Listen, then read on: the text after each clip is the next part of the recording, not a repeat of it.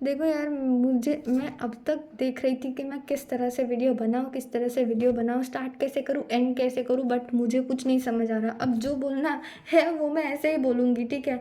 देखो, अब मेरा ये पहला यूट्यूब पे वीडियो होगा, ठीक है। मैं अपनी जर्नी इसमें चालू करने वाली हूँ, यूट्यूब की जर्नी। अब देखना, अब गलत होगा तो गलत होगा, ठीक है।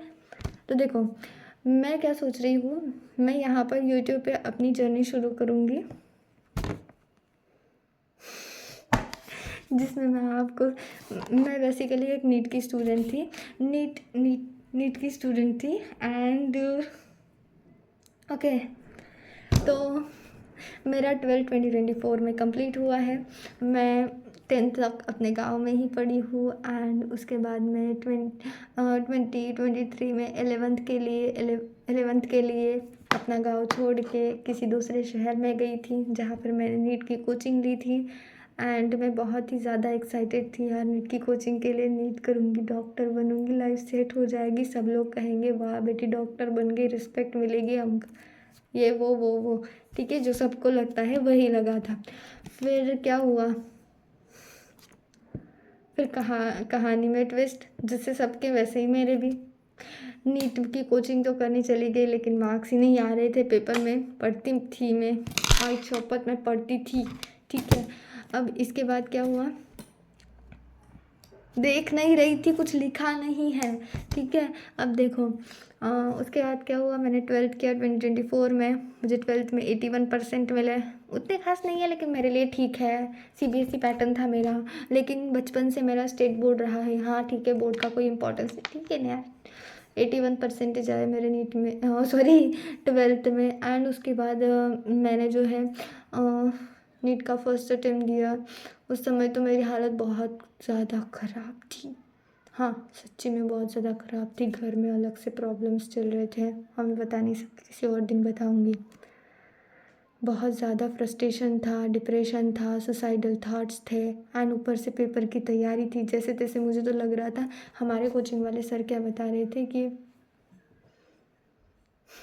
हमारे कोचिंग वाले सर बता रहे थे कि एक लड़की थी, उसने नहीं किया, कोचिंग में एडमिशन लिया, एंड बाद में आगे चल के उसने कोचिंग में आना बंद किया, एंड बाद में जाके वो 12th में फेल हो गई।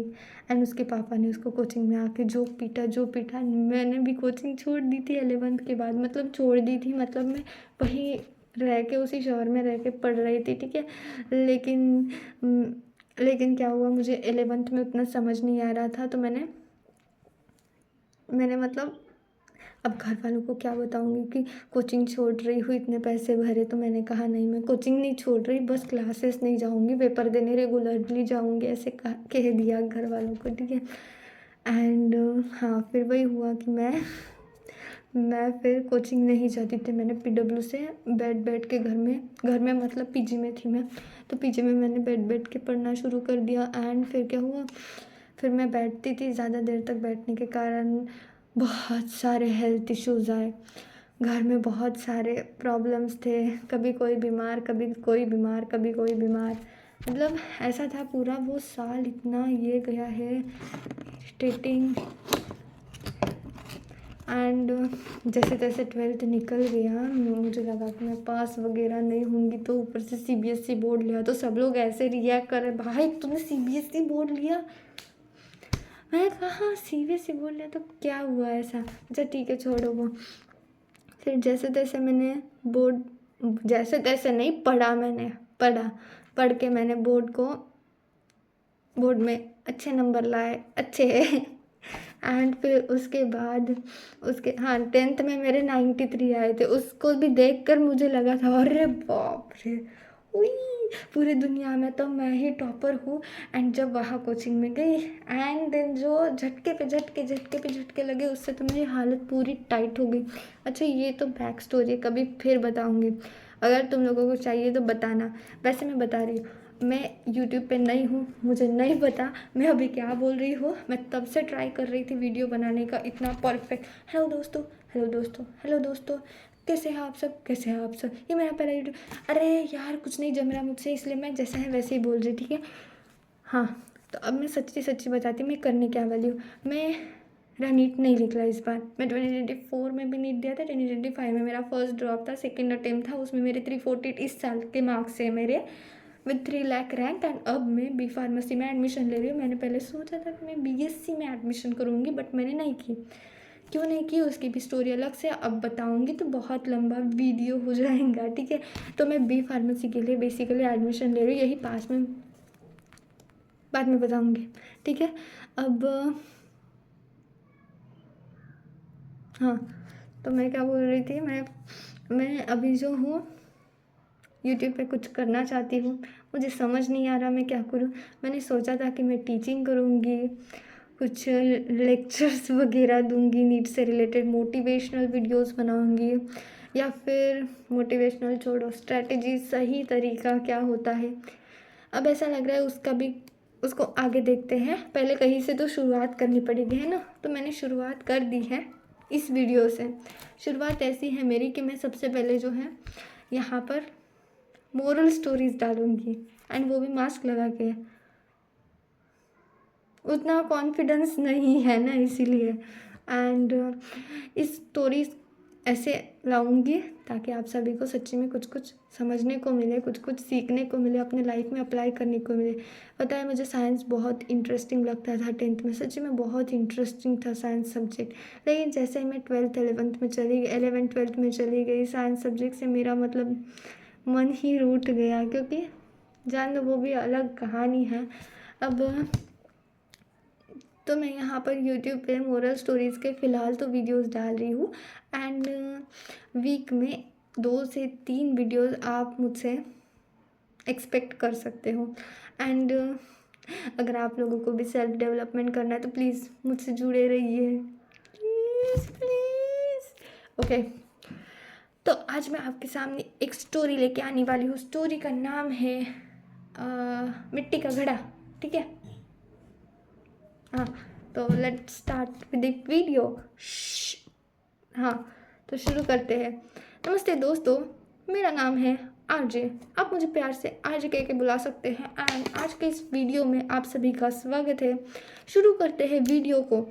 एक राजा था, अपने लिए उसको सल्लागार चाहिए था। उसने पूरी प्रजा में ये आवाहन करवा दिया कि भाई राजा को सल्लागार की ज़रूरत है।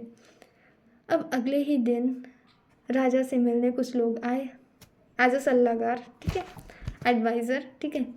अब राजा ने उनसे कुछ सवाल किए, तो किसी ने किताबी ज्ञान दिया, तो किसी ने अपना वही बड़े बड़े क्या बोलते हैं उसको, भूल गई, रुको। किसी ने किताबी ज्ञान दिया तो किसी ने बड़े बड़े सल्ले दिए। अब राजा इससे बिल्कुल भी इम्प्रेस नहीं था। अब राजा को चाहिए था कुछ ऐसा,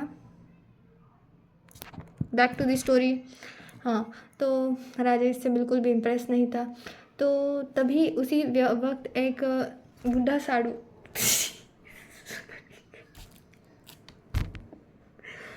क्या बोलता था, क्या बोलना था, रुको। उसी वक्त हाँ, उसी वक्त एक बुजुर्ग साधु आया।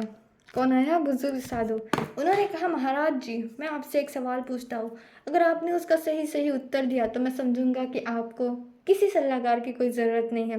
तो महाराज ने कहा, जी बिल्कुल, पूछिए आप मुझसे।